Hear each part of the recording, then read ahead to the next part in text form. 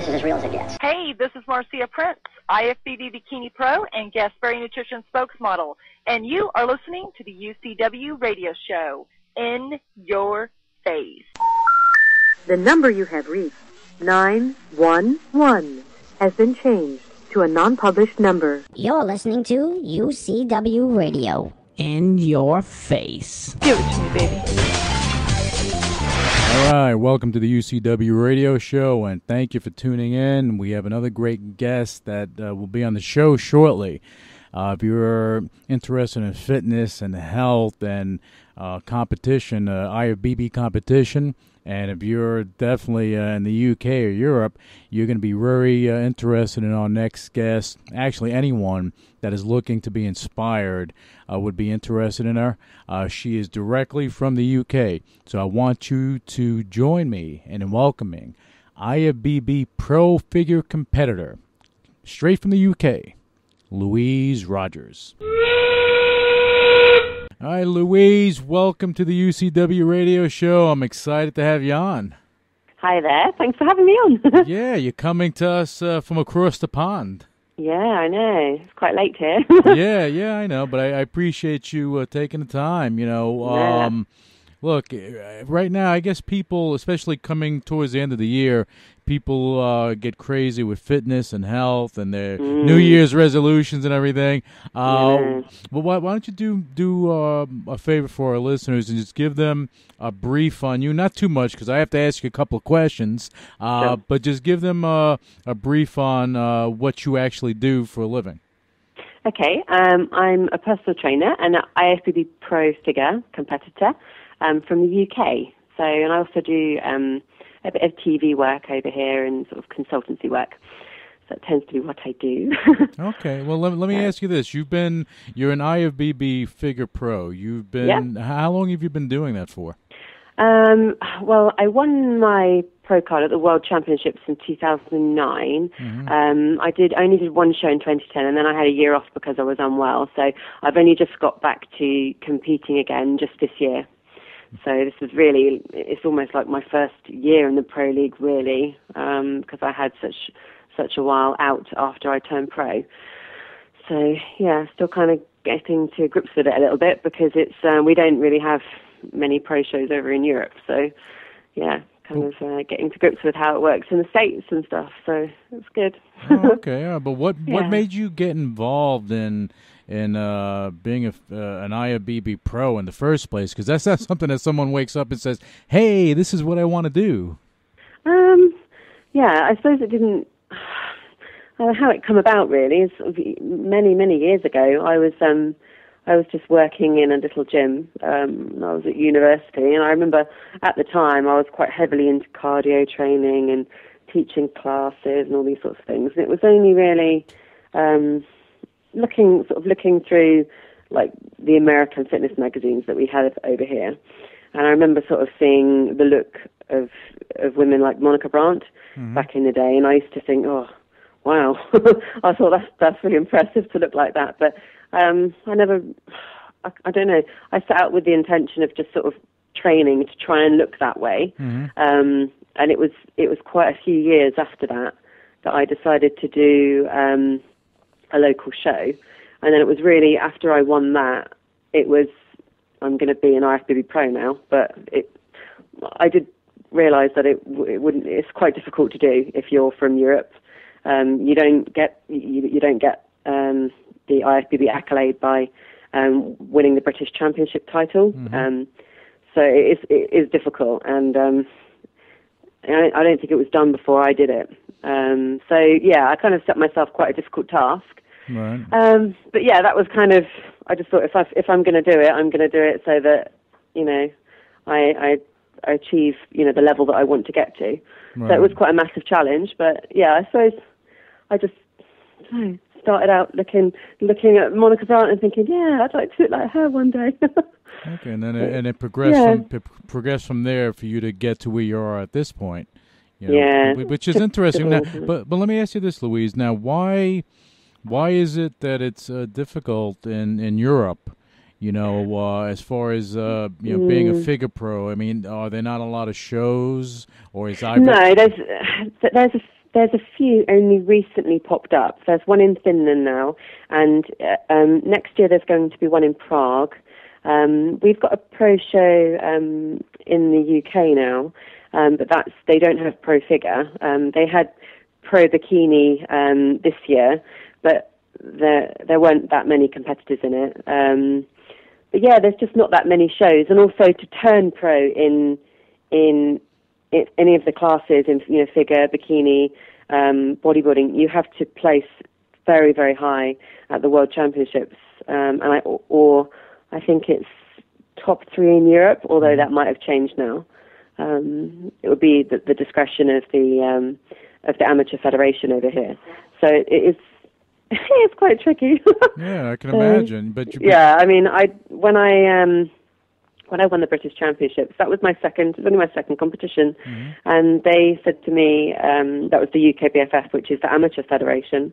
They said to me, I could either do the European Championships or the World Championships, but I was doing my finals at university, so I was doing my dissertation and whatnot, so I couldn't do the European, so I chose the Worlds.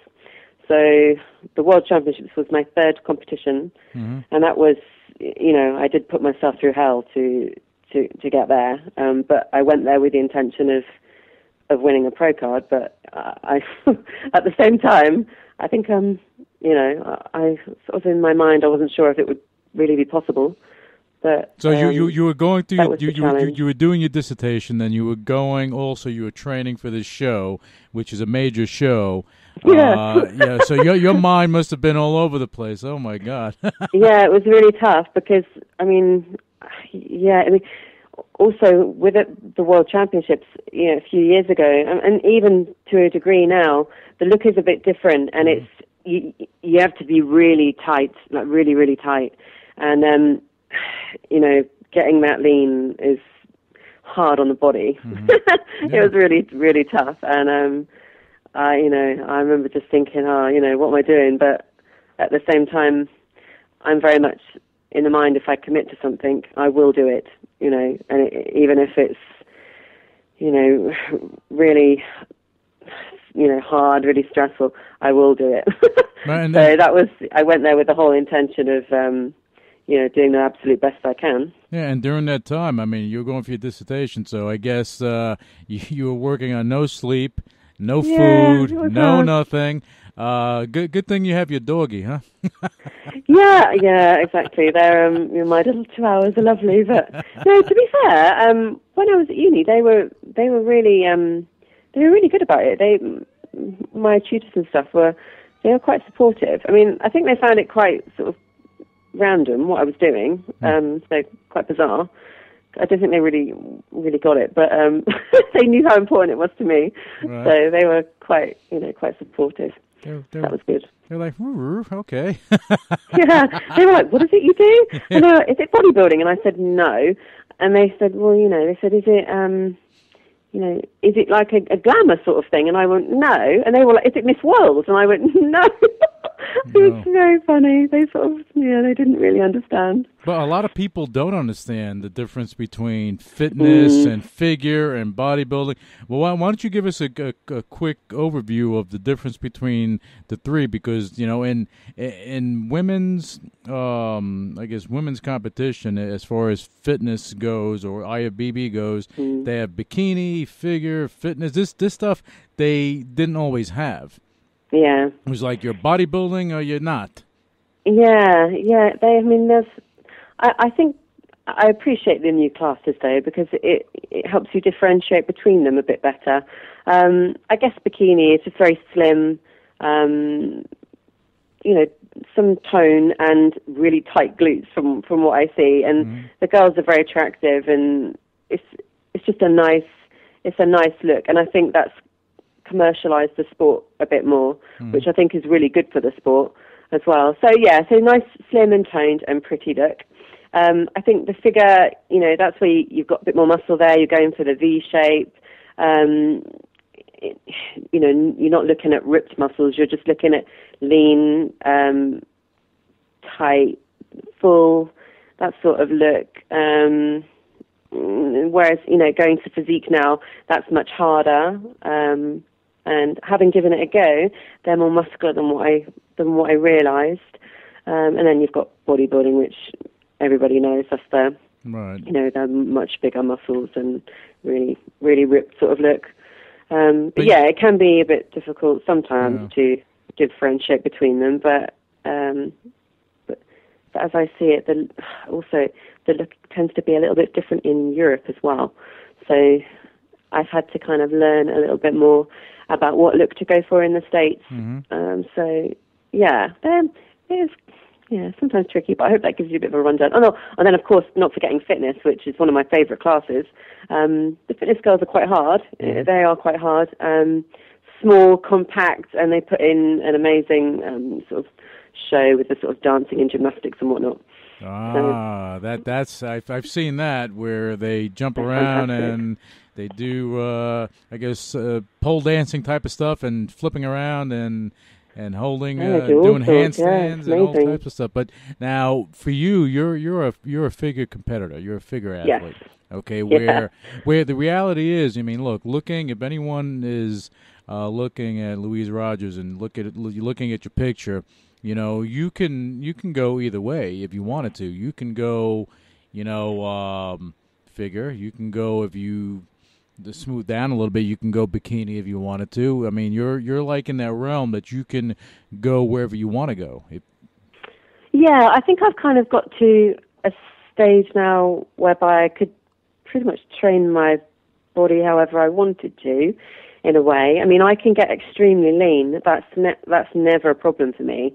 And I guess before I started training, I was really very, because I'm quite a tall woman, but I was very, very thin before I started training.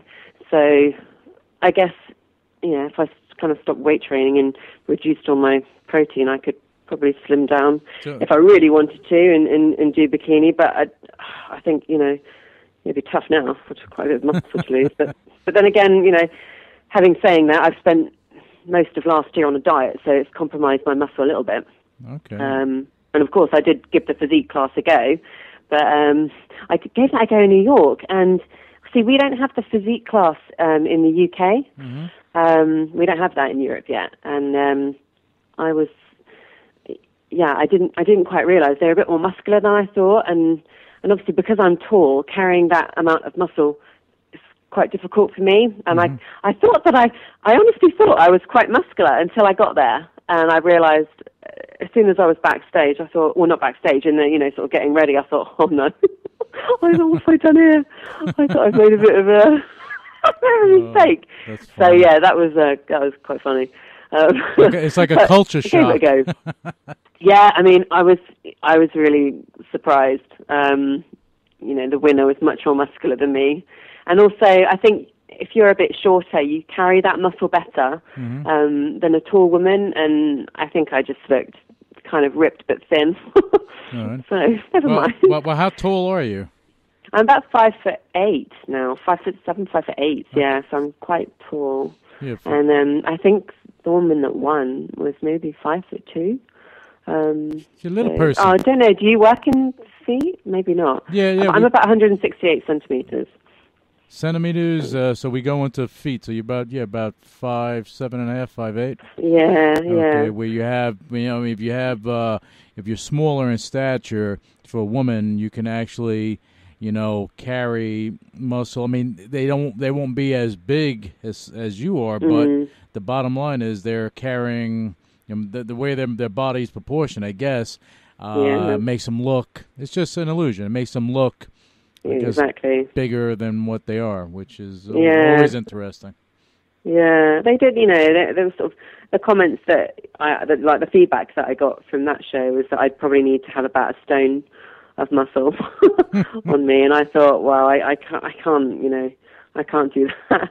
That's not, I don't want to do that. So I was kind of happy to go back to figure, which for me, it was quite helpful to know that at least I've tried it. At least I've tried the physique thing, and at least I know that I can get as lean as I want to. Right. But I'm much more comfortable with figure and with the posing and all these sorts of things. it's what I've wanted. It's what I've liked since I was, about 19 years old. Okay. So, it was. But for physique, I mean that's borderline bodybuilding, physique. Yeah. Do you know what the thing is though? When oh, sorry, that's my dog. That's the Chihuahua. Yeah, he keeps barking. Let me just pop him upstairs. What's his name? What's the Chihuahua's name? This one is Stimpy. Hey, Stimpy, how you doing? Yeah, he's a naughty little thing. I'm just going to put him in That's okay. Stimpy's coming on the show because he got himself involved. Stimpy can stay there. Don't worry about it. We're having a good time here because you're giving us a lot of information as far as what what the difference is. And again, as I said, physique is borderline bodybuilding. So yeah, it is. And when it came out, when the class came out, and I was I can only go by photos, you see, because I hadn't actually seen a show. Mm-hmm. And the thing is, I find pictures can be quite deceiving. Mm-hmm. It's a lot of the time if people assume that I'm quite masculine, when they meet me, they're like, oh, actually you're not. And I was sort of going by photos for that. And the way I was looking at it is I thought that it was going to be like what figure used to look like. Mm-hmm. And I thought, I think I could do that quite well. And part of me was, I was quite excited about it, but at the same time, I really wasn't sure if I was going down the right path. So I did, what I thought was right, going by photos. Mm-hmm. And then it was only really when I got there, and I think sometimes, you don't really know until you get there. Right. And then I got there and I thought, oh no. It was looking around me, and I remember some of my friends were there in Pro Figure, mm-hmm. and they were like, "What are you doing?" And I thought, I'm going to give a Pro Physique a go, and they were like, "Okay." They were like, "You might need to be a bit bigger." And I thought, "Oh, okay." But essentially, I just got really, really lean. Mm-hmm. But I think, when I look back on it, I hadn't actually gained as much muscle as I thought. I just got really, really lean. Right. Yeah, but if you don't try, then you don't know. Exactly. And without trying it, you don't know. Mm-hmm. So I am really glad that I gave it a go, because it helped me really focus again back to figure, which is what I love. Mm-hmm. So yeah, I was quite excited when I went to Canada, and I did figure straight afterwards. Well, a few weeks later. Well, I think the big thing here for you is that, and I guess anyone that's a competitive anything. Well, let's just stick with fitness and bodybuilding. If you're a competitive fitness competitor, or competitive fitness person, that if you're, let's say, as a woman, you're doing figure, and if you've never tried physique or never tried something else, you'll always have that question in your head that, hey, could I have? Should I have? You don't have that question. You did it. Yeah, and it really helped me to just give it a go, because it helped refocus me. Although in saying that, it's quite funny turn of events just recently, because I've spent such quite a large part of the year dieting, and then I did the Arnold Classic in Europe a little while later. So obviously I spent quite a large part of the year on a diet, and as I said, I've compromised a bit of my muscle doing that. So, you don't diet for that long and hold all your muscle. It's just, you try to, but that's a long diet. So I lost a bit. Mm-hmm. And then I've had people thinking I'm doing the bikini class now, which that leaves me slightly paranoid, because I think, oh no, have I lost some?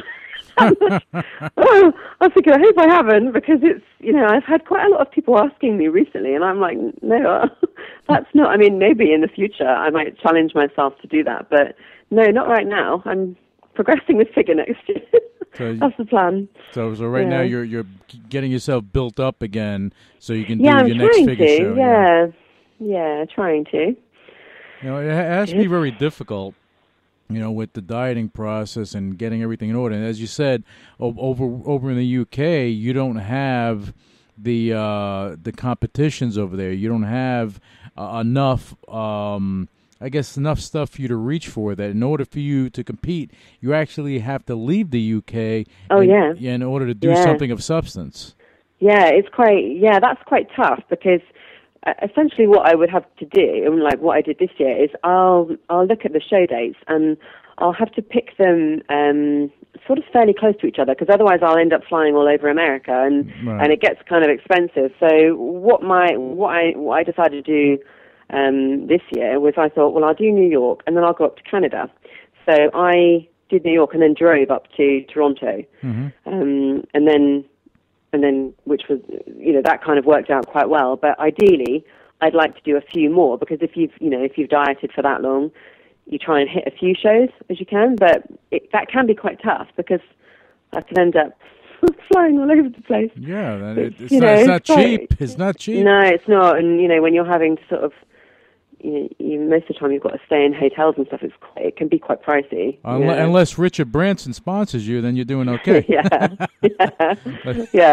But it worked out really well, because later in the year they had they introduced Pro Figure to the Arnold Classic in Europe. So they had it in Spain. So that was pretty good. Yeah, that was nice, because Spain is a really short flight for me. It's like a couple of hours from here. Yeah, it's a new environment, and you probably place well. Now let me ask you this: do the because I know you had in the States, in Ohio and Columbus, you have the big Arnold Expo. Now, are they going to have an IFBB Pro figure competition there? Do you know? Oh yeah. That's the one that everybody wants to. Well, I guess everybody wants to do that one. It's coming up. It's the last weekend in February. So I think it's the 28th of February to the 1st of March. So they'll have Pro Figure there, definitely. They've had that's been running for many years. Oh, yeah. Pro Figure. Well, are you going to be going down there? I don't know if I would love to be invited to do that, because it's all invitational. But part of me thinks I'm not sure, because obviously I had invitational to go to Arnold Classic Europe.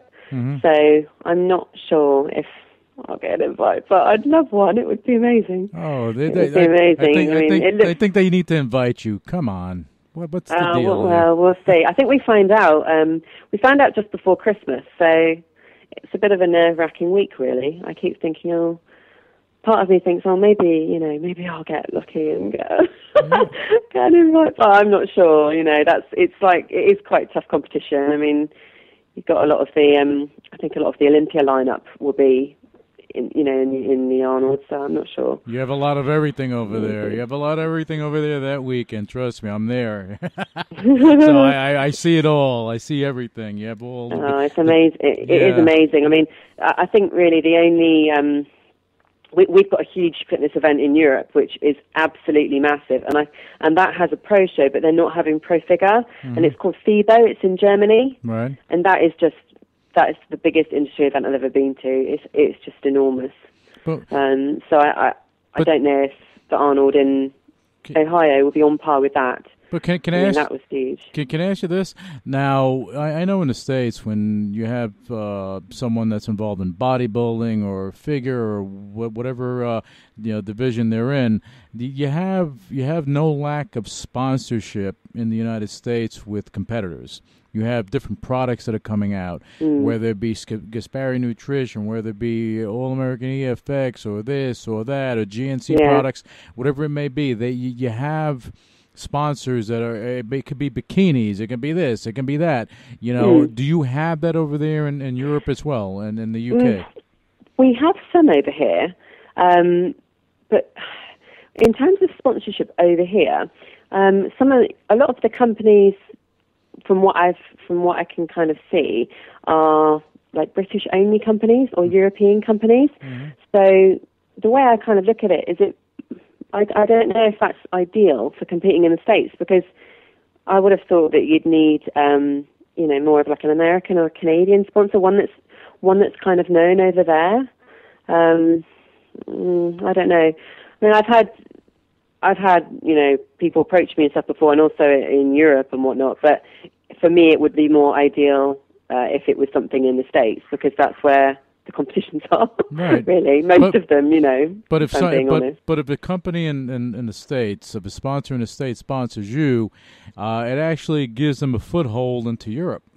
Yeah, exactly. So there's value there, because if you sponsor someone in the States, if you're a stateside company and you're sponsoring someone here, they're basically traveling around. Doesn't mean that they're going to Europe. Doesn't mean they're doing all that. They're a sponsored athlete. Now, because I know with Gaspari Nutrition, I love the company. Liz, she's fantastic, and when they sponsor an athlete, that athlete gets so much opportunity, and they travel all over the world and everything else. Now, I would think that a U.S. based company, taking that sponsorship, those sponsorship dollars, or even product, whatever it may be, and hooking up or linking up with someone like yourself that's an actual champion in the UK and in Europe, that would hold better for them with getting some sort of entry into that area where people may not know their products.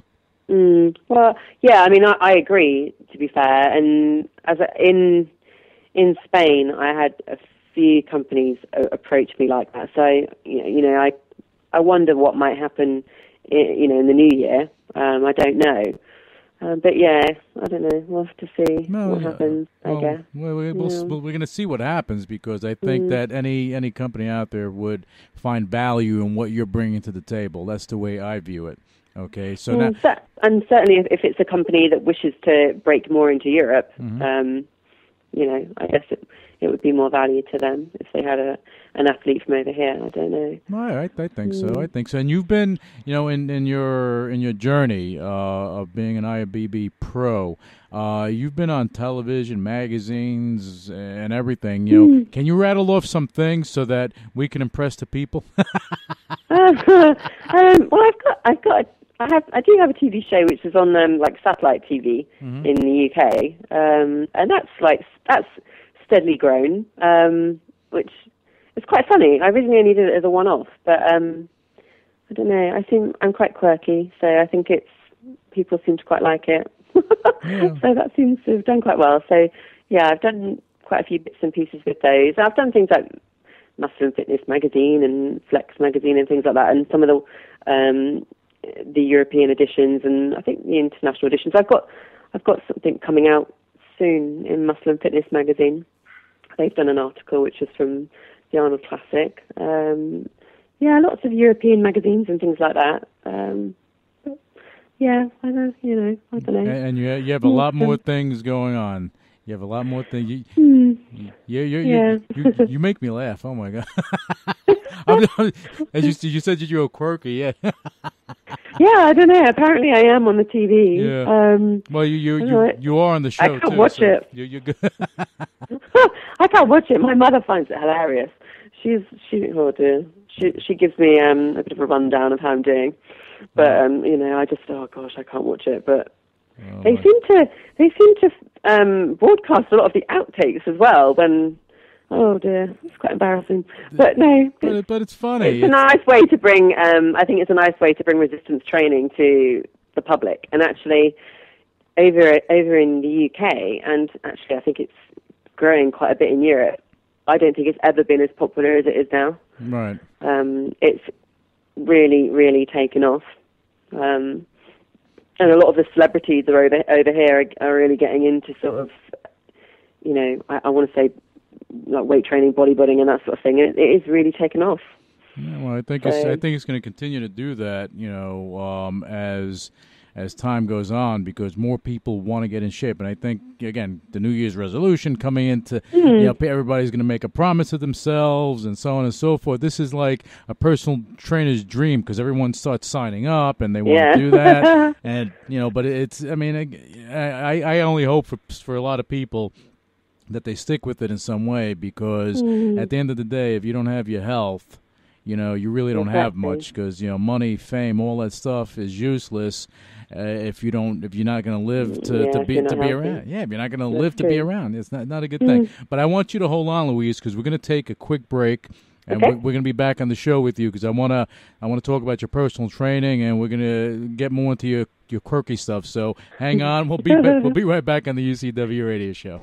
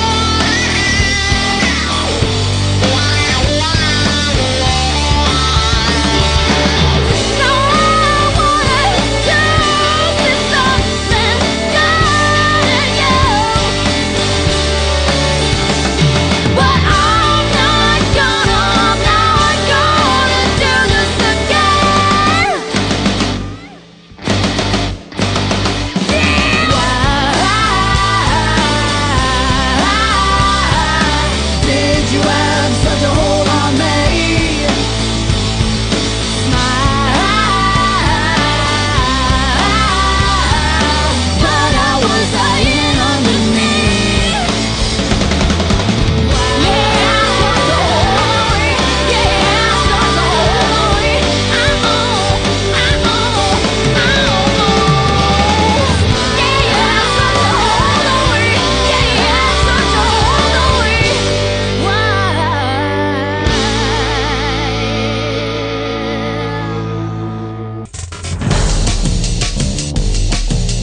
Tonight, we continue a tradition here at the White House by honoring some extraordinary people who've no business being on the same stage together. We've got Buddy Guy sitting next to Dustin Hoffman. We've got Dave Letterman alongside one of the greatest ballerinas of all time. I don't think Dave dances.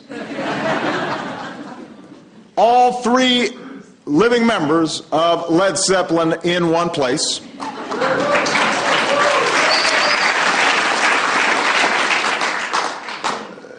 So this is a remarkable evening, and it speaks to something that has always made this country great. The idea that here in America, more than any other place on earth, we are free to follow our own passions, explore our own gifts, wherever they may lead us, and people from all around the world come here to make sure that they too can provide us the incredible gifts that they have.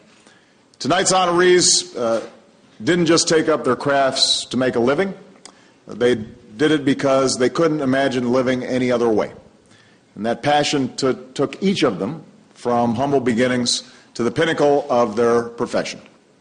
And tonight, in the People's House, we have a chance to say thank you.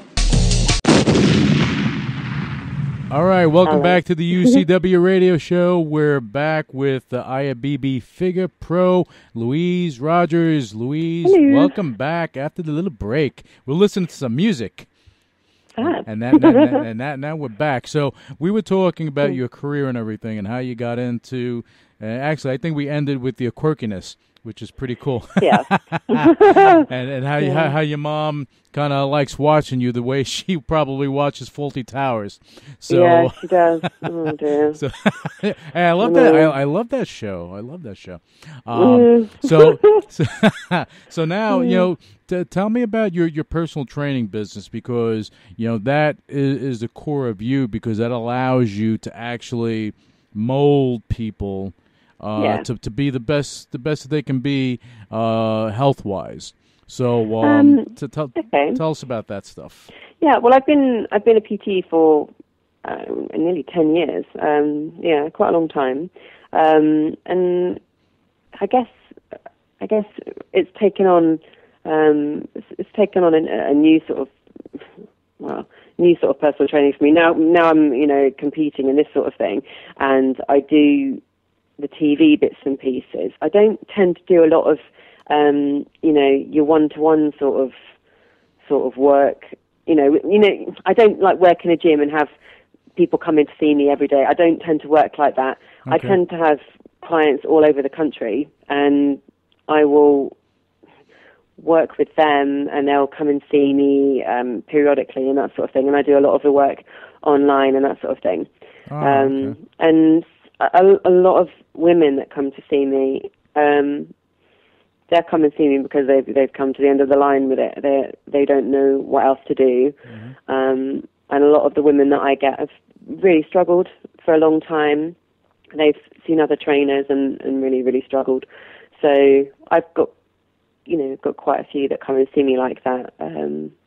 I guess my latest success one is a young girl from Wales. So she's lost about 3 stone or so. I'm just thinking what that is in pounds. So that's 14 times 3. So that's what she's lost, and she looks dramatically different. She looks really quite different. So I quite like the transformation work. I'm working with people that have really struggled and, been clutching at straws a little bit with their training. That tends to be what I enjoy. But let me stop you for a second now, just sure? For the purpose of our listeners. Why don't you explain what a stone is? A stone is 14 pounds. Okay. And that way we can all be on the same page. Because they'll think stones, say, oh, what do we have? Gallstones? What's going on? What's a stone? Who's getting hit with a stone? Who's throwing a rock at who? I don't know. That tends to be, so that's the sort of work that I... All right, so your latest client, she lost about 42 pounds. Yeah, she's lost a lot, and she's quite a young girl. She's got an interesting story behind it, but she's lost a heck of a lot of weight, and it's interesting as a trainer because I will only see her periodically. I do a lot of her work online and this sort of thing, and sometimes doing it that way, I can't necessarily track if somebody will stick to it because, I can't see them. But at the end of the day, I think if they've decided to come to me and I'm like miles away from them, I kind of think they're going to stick to it. But that tends to be what happens, because otherwise I just think, why don't you just go and see a local personal trainer or something? Kind of defeats the object. But I think over there is kilometers, right? This particular girl lives in Wales, so that's a distance. That's a long way from where I live. That's about a 3-hour journey. To the UK, that's a long way. I know in the States that's not very far, but for us that's a long way. Oh, I know. Everything's a long way over there. Don't get on the tube. My God. Yeah. That tube is bad. Bad news. Yeah. It's little smelly on that tube. No, God. Yeah, you're right. Yeah, I know. Yeah. So she traveled 3 hours. So that's a commitment. That's a big commitment. Yeah, for somebody to come from Wales to like southern England, that's quite a long way. And I'll have people come from sort of Scotland and whatnot to and I just think I will have a chat with them beforehand. And I'm like, are you really sure you want to come this far? And they're like, yes, I have to see you. And I'm like, well, okay. And I sometimes think that I don't know, if maybe they've got somebody to answer to that they don't want to let them down. Maybe it gives them more commitment to stick to it, I guess. I don't know. But I can see that. I can see that being the case. Do you know what I mean? Yeah, it's having accountability for your actions. Yeah, exactly. If somebody's going to hold you accountable for what you do, if you have it in you, you're going to feel obligated to do a thing and do it at the best you can. Granted, some people they go and they want to lose weight and they go down that path and they give up. I don't think that anyone should go on that path to trying to get healthy and give up, because they're giving up on themselves. If they have children, they're giving up on the kids. They're giving up on their family, because if you're not healthy, you're not going to live too long. I think as much of it is to do with not necessarily who trains you or your training and sort of thing. It's about willpower at the end of the day. And I think I've put on Twitter a few times, if I could bottle that, if I could give people willpower, I'd be such a wealthy lady, because it's something that I have so much willpower. And then, I come across some people and they've just got none. I don't know. It's an interesting thing, but I've got so much willpower. But I think with this particular client, she was very much, she tried so much. She'd been let down, and she was kind of gaining weight and not losing weight. And when she comes to see me, she was just like, I will do whatever you tell me to do. And I thought, okay, well, we'll see. And she's done really well. And obviously I haven't seen her in between. I saw her at the Arnold Classic because she come to watch me. But then she came in my house on Saturday. She drove down from Wales, and I just thought, oh my goodness me. I thought, you just look like a different woman. I was like, wow. But how good does that make you feel that you? It was amazing. It was really amazing. Yeah, I was so pleased. And she come down with her dad, bless her. And I was just like, oh wow. He said, I've never seen my daughter look like this ever. I was like, wow, okay. It was good. It's nice to be able to help people like that. I get the opportunity to. But that's awesome stuff, especially when you know that you had a direct impact on her doing that. And that's just one of the clients you have. You deal with a lot of clients. Yeah, I mean, I've got quite a few clients. They don't always, they don't necessarily, all have goals like they want to lose weight or anything like that. Some people I get, they just travel down because they want to train with a pro, that sort of thing. But I'm the same. I would travel to go and train with, I don't know, somebody like Flex Lewis. I'd be like, oh, it's quite exciting. So yeah, I've got all sorts of clients. Yeah, but that's good stuff, because for you, you actually care about your clients. It's not about, so much, pay me, I'm going to train you and see you later. You actually have an emotional and, I'm going to say, heart commitment to your clients. It's not just, hey, pay me and then we'll see what happens. If it doesn't work out, see you or have someone else. No, I couldn't work like that. I mean, that's some people do. Like years ago. Some people do. Well, I guess essentially it can be a sales job, and a lot of what I see in the UK is more of a sales job, because in the UK, if you want to work as a personal trainer, I imagine it's the same most places, but a lot of PTs over here, if they want to work out of a gym, they have to pay the gym like rent, essentially rent money, and that can be a lot of money. Mm-hmm. So I'm not surprised a lot of them are they can be quite salesy with it, trying to get a sale, because the rent in the UK is such a lot of money. Some of the gyms in London,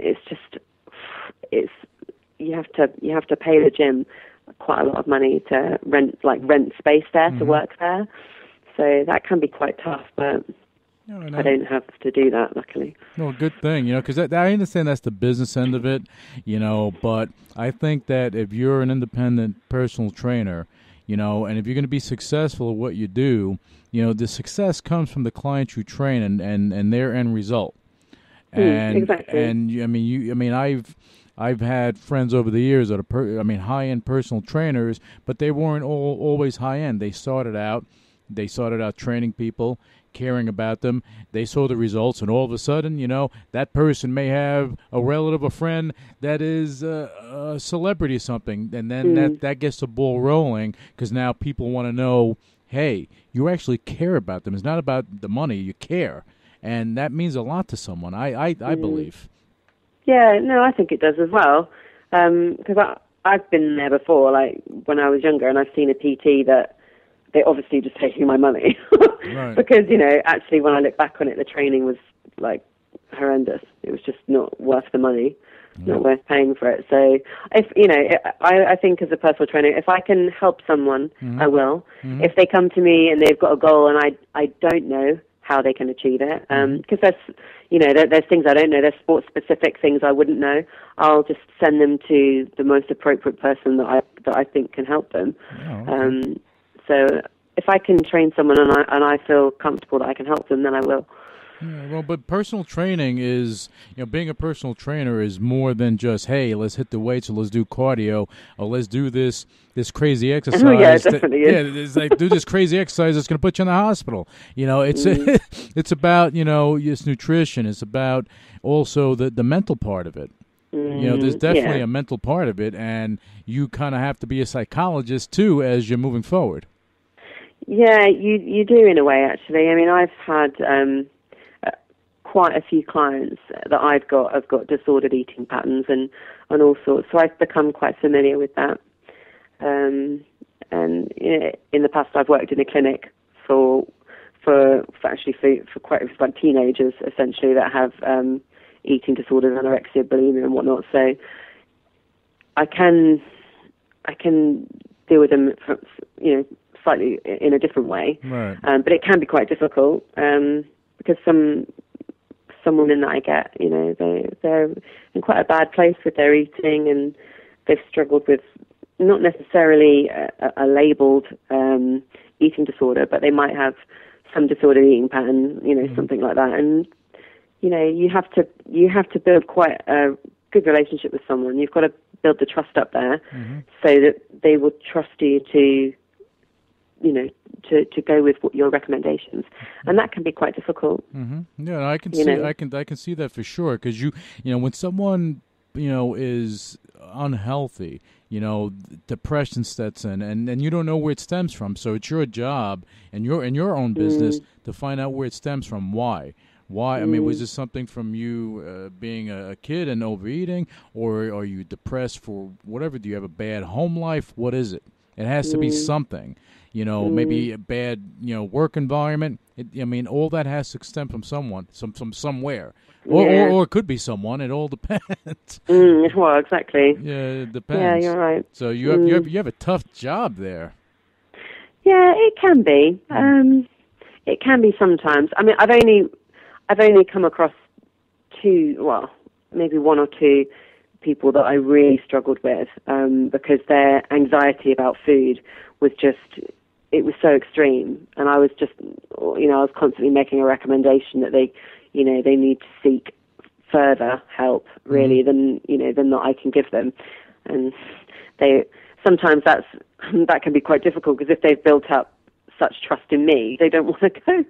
They don't want to go somewhere else. Yeah. So that can be quite difficult as well. But yeah, I kind of I try my best I can to work with people like that. Yeah, but I can see, if someone has that trust in you, they're fearful of opening up to someone else. So that's a new situation, and then I can see that. But it's good that people that are looking for that person in the UK to actually help to enhance their lives by not only putting together a fitness regimen, but also giving them a lot of support all around, whether it be in person or whether it be remotely, that you're there to help them to get to where their goals are, where no matter how big or how small their goals are. So that's your mission. That's your mission. I try to. I do try to. And like being a counsellor at times. Yeah, and then along the way you make them laugh, tell them to watch a show. Yeah, exactly. Yeah. Oh no, yeah, they can just tune into me and have a giggle. No, that's funny. That's funny. So tell me, tell me, what do you do beyond, the personal training? Let's get to the meat of, the dynamics of you beyond, the magazine covers and the shows and everything. What do you do that makes you you? That makes me me. Yeah. How so? What in terms of? I don't know. Well, I mean, in terms of yourself, because of course, fitness is a big part of your life, but there are other things that you do. You may have hobbies. I mean, do you jump off of cliffs? What do you do? No, I like fast cars. I do like fast cars. I do like my two little chihuahuas. They're little friendly beasts. Yeah. Stimpy, right? Yeah, Stimpy. I've also got a little girl called Cindy. Stimpy and Cindy. We heard from Stimpy before. Yeah, Cindy's at my mother's because when she's in season, obviously they can't be together because I don't want any baby chihuahua. No. No, not yet. But then she'll be fine when she comes back. So yeah, I like going out a lot and socialising and things like that. I don't know. I'm quite adventurous. I like travelling, and one of the good things, obviously, about competing is I do get to travel quite a lot. But yeah, I'll regularly. I guess I'm lucky in a sense that in Europe everything's quite close. You can just sort of like nip across to Spain, nip across to Germany, wherever they nip over to Italy, and I kind of do travel quite a lot. And I enjoy that. So and you get to experience the different cultures and stuff. Yeah, it's great. Yeah. It's great. Yeah, I used to spend a lot of time in Italy, and they love their bodybuilding in Italy, so it's quite good fun.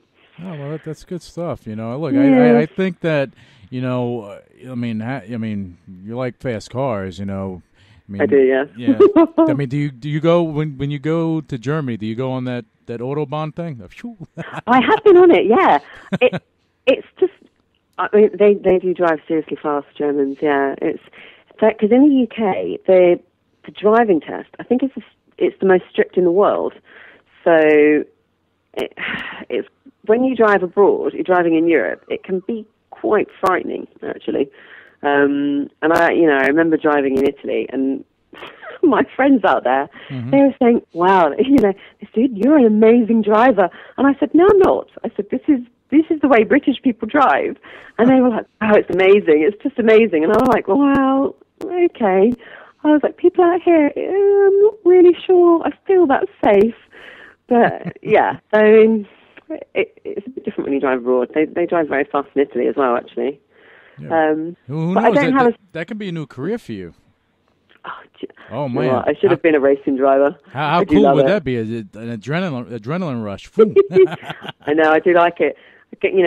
Track days and things like that. It's quite fun. I wanted to do one in the wet, but I think, I'd have to, you can't pinpoint, actually you probably could pinpoint the rain in the UK because it rains nearly every day. Yeah, but I'd like to do a track day in the wet. That would be fun, but... Oh, I think just imagine you as a professional race car driver. If you look at, it'd be pretty good. Well, you look at what's that website that GoDaddy? What's that? What's that?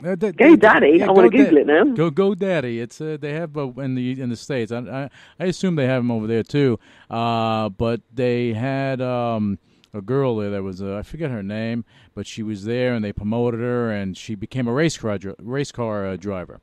Right. Which is interesting. But to be an attractive, smart woman race car driver, that's the money ticket. Pretty good. Oh, yeah. that's I can do that. Yeah, when I give up being a pro figure, I'll go and be a race car driver. Yeah, that can be another career. Look at that. I'm pushing you in the right direction. I know, it'd be brilliant. Yeah, I do like cars. Yeah. Marketing, and then you can go and you'll get real sponsors and. Yeah, that'd be that'd good. Be great. And then I do like fast cars, but I used to have a really nice car, but it got stolen off my drive. So since that happened, I'm a little bit like, I don't want to spend much money on cars now. So, then they stole your car out of the driveway? Yeah, these people, they were like stalking me for my car, and they broke into my house and stole my keys to the car and drove off with it. But I didn't know. I got home. I was at a restaurant, and I got home, and I was kind of my friend dropped me off, and we were having a bit of a laugh about where the car is. And then, for a split second, I was thinking, did I not park it in my driveway? And then I thought, oh my God, I think someone's stolen my car, which is quite disconcerting, really, that somebody's been into my house and where my little dogs are, and they've snuck in, nicked the keys, and nicked my car. I was just like, oh. And more importantly, terrible. Stimpy didn't do anything. What's up with that dog? Yeah, well, I'm glad they didn't take them or something. Oh, they get a lot of money for my chihuahuas. Ooh. Well, I would think Stimpy would go on the attack and just bark. I would have hoped that he would. He kill a chihuahua. Yeah, he went into the drawer. Yeah, I know, it was going crazy, but it was terrible. So yeah, I can imagine. Since then, I'm a little bit more conservative with cars now. Yeah. So I just, you never know what's going to happen with a car. If somebody can be that devious that they'll actually, because I was thinking, how did they nick my car? And then I was like, they nicked the damn keys. I was just like, oh, it's terrible. They must have been, stalking you for a little bit. Well, apparently they were, because we had like a Volkswagen dealership, which is really close by, and they had almost exactly the same car stolen from them as well. Oh, and that's from a dealership. That's just unbelievable.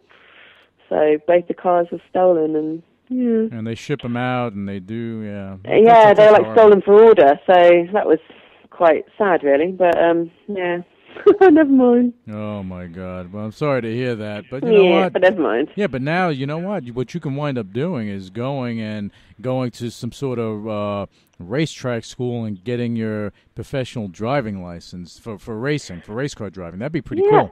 I thought about it. My friend has just done that, actually.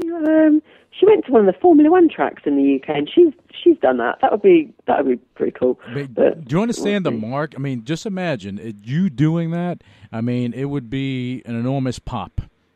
I know. That'd be great. Yeah, because you can actually you can cross promote. Yeah. I know, that'd be great. That'd be interesting, very interesting. You could put Stimpy on there and put Cindy on the other side, and they'll drive with you.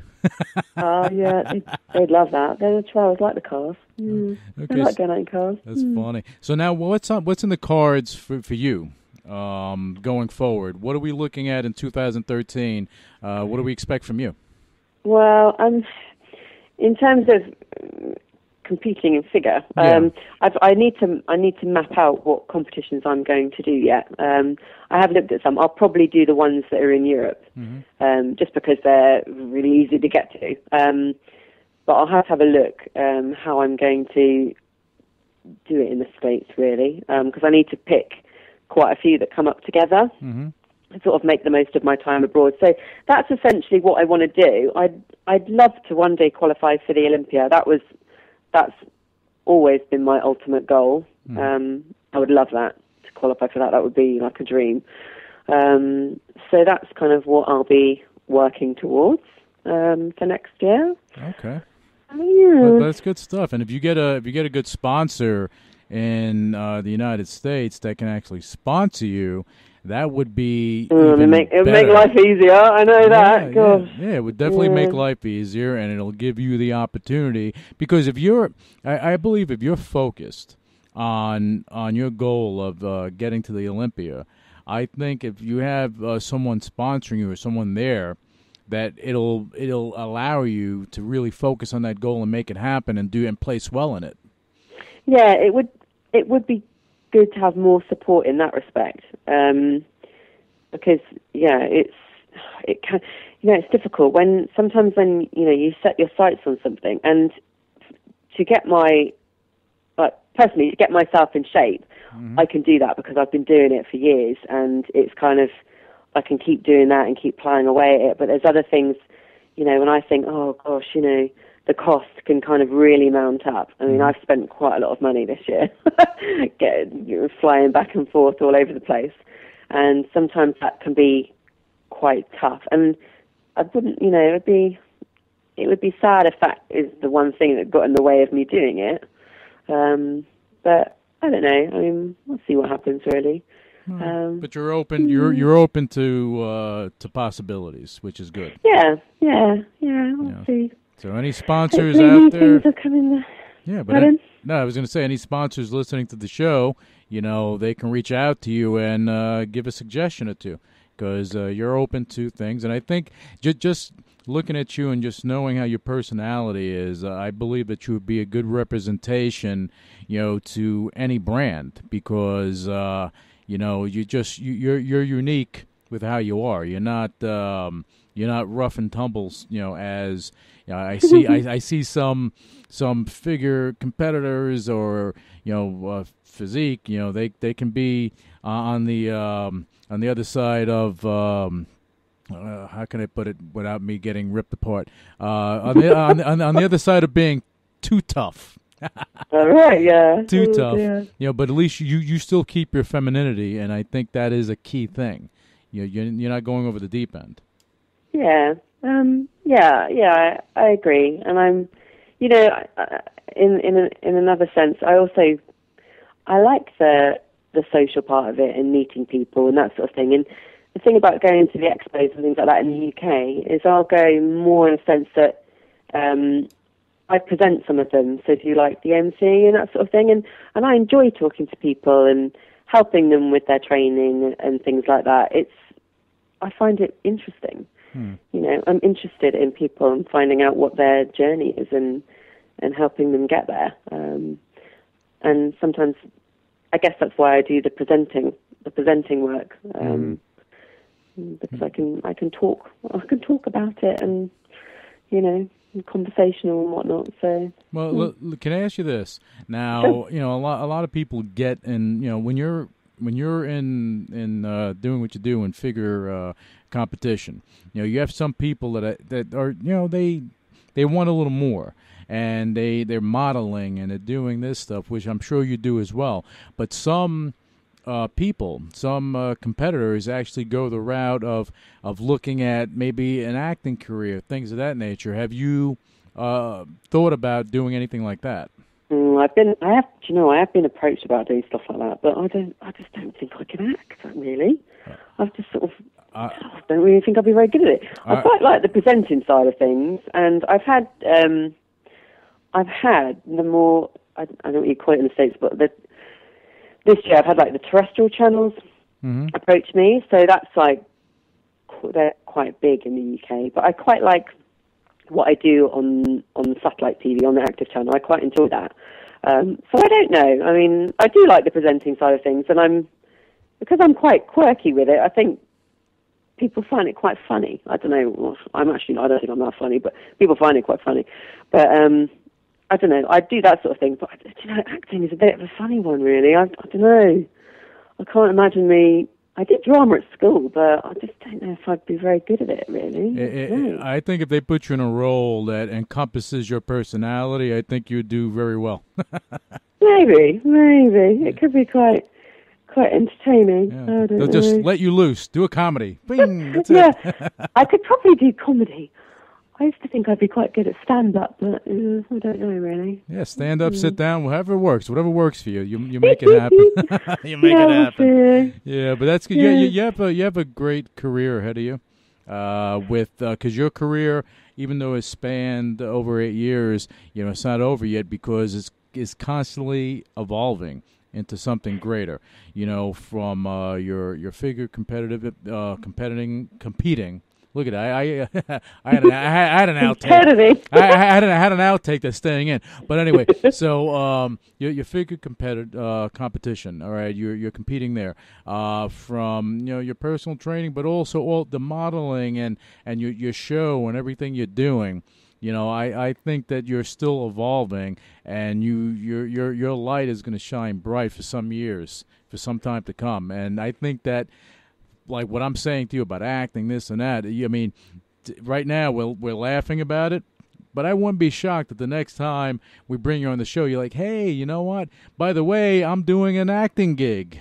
I have been, I don't know, I have been emailed about some, like I say, but sometimes I think, I don't know about that. It'd be a bit funny. I don't know. I have turned down some quite interesting opportunities before, but can't do maybe that. That's just in my head, really, that I don't think I could do it. Probably if I tried it, I could. I just turn my hand to it, You're on this show, and I'm telling you that you would probably do well in it. Because you made me laugh quite a number of times because you're funny. Oh, good. That's all good stuff. That's all good stuff. But it was great having you on the show. I really appreciate it. Thank you. I'm happy that we're able to let our listeners get a peek into your life to date, your journey, and the great things you have going forward. And what I want to do, and I kind of alluded to it a couple of minutes ago, but in the future, I want to bring you back on the show to get an update of what's going on, because I have a feeling that when I do bring you on for an update, we're going to be talking acting and other intense things going on in your career, because I think it's coming down the pike. I really do. I hope so. I'll take your word for that. Yeah, take my word on hold that. You to it. I'll hold you to it. Hold me to it, because I think it's going to happen. If not, we're going to have to make it happen. We'll figure this out. We'll figure it out. So Louise, why don't you let our listeners know how they can find out more about you, how they can follow your career and everything, because, again, your light is just getting brighter and brighter as the months and years go on. So, let them know. Well, my website is louise-rogers.co.uk, but it's going to be updated soon. Actually, the most current updates you'll get from me is on Twitter. I'm on there every day. It's like an addiction. It's terrible, but that's Louise_IFBB Pro. Okay. And I tweet about everything. And that not just fitness, is everything. And that is true. That is true. Even true. I think you've already read some of them. Yeah, I think Stimpy gets involved too. But anyway, that's just the way I look at it. I think he's there with his little paw. Hey, Mommy. He loves it. Yeah, he loves it. I swear I should get him a treadmill and some dumbbells. Oh my God! See, then you can become a photographer. Take pictures of him with that. Oh my God, that'd be funny. Chihuahua in training. Oh, I love it. Oh my God, too much. But Louise, it was great having you on the show. We're gonna have you on again. And for our listeners out there, please go to her website. and find out more about her. Follow her on Twitter and all the social media out there, because I believe you're looking at someone that is going to really be out there, not only in the UK and Europe, but worldwide in short order. So again, thank you so much. Thank you for having me. It's appreciated. Initiating shutdown sequence. You're listening to UCW Radio. In your face. What is your major malfunction? So let it be written. So let it be done. Ladies and gentlemen, my mother thanks you, my father thanks you, my sister thanks you, and I thank you.